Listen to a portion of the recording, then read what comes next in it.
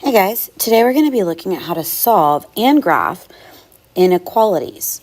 And so we solve them the exact same way that we would solve equations, only one minor thing is a little different, and we will actually talk about that when we get to that point in our solving.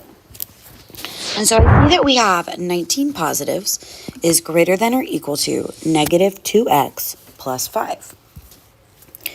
So the first thing I know to do is create 0 pairs. And I'm not going to want to create 0 pairs with the 19 because it's already by itself. So I'm going to want to take a look at this positive 5. So I will create a 0 pair by putting 5 negatives on both sides. And when I simplify, 19 minus 5, I get 14. And that is greater than or equal to negative 2x, because my positive 5 and my negative 5 make a 0 pair. So now I'm almost there, and I know 14 is greater than or equal to negative 2x. There's a couple ways that we can do this, so I'm going to show you both ways because we end up in the same place. The first way, if we think of it like our algebra tiles or the models, we would divide into 2 groups on both sides. We would say, okay, 7 is greater than or equal to negative x. But again, I wouldn't want a negative x, so I would have to flip everything or take the opposite. And I mean everything because we need to make sure it's equal. So I take the opposite of positive 7 and I get negative 7.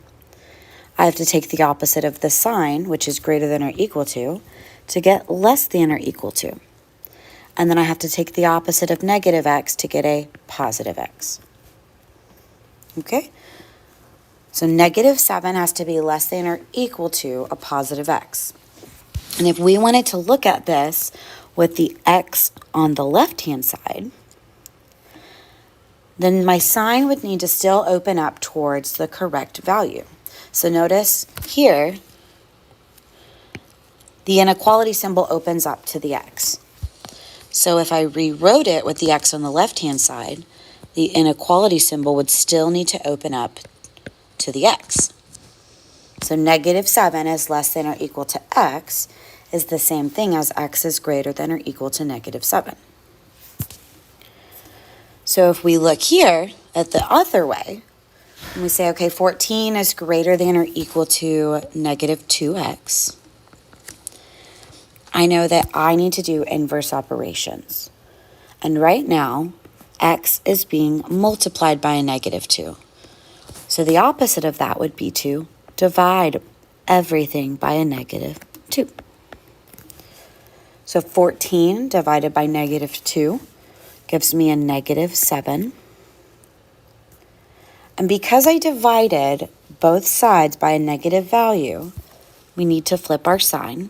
So we're flipping our sign just like we did on the other one.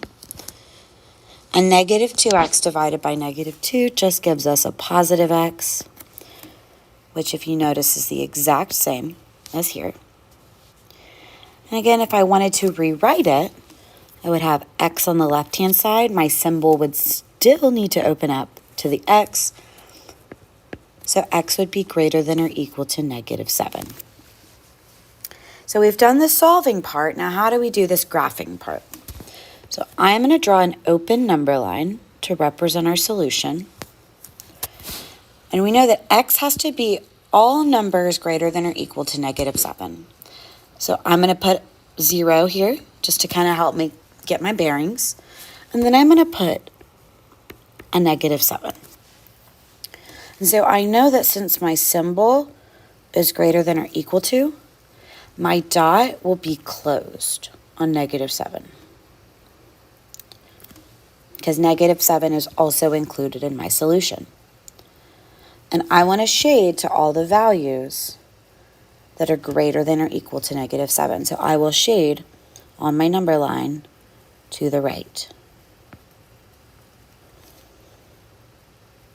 If we look at our previous answer that we had before we rearranged it, and said negative 7 is less than or equal to all things x, our number line still represents that.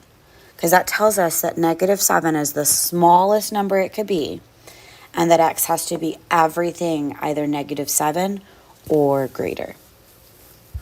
All right, thank you very much.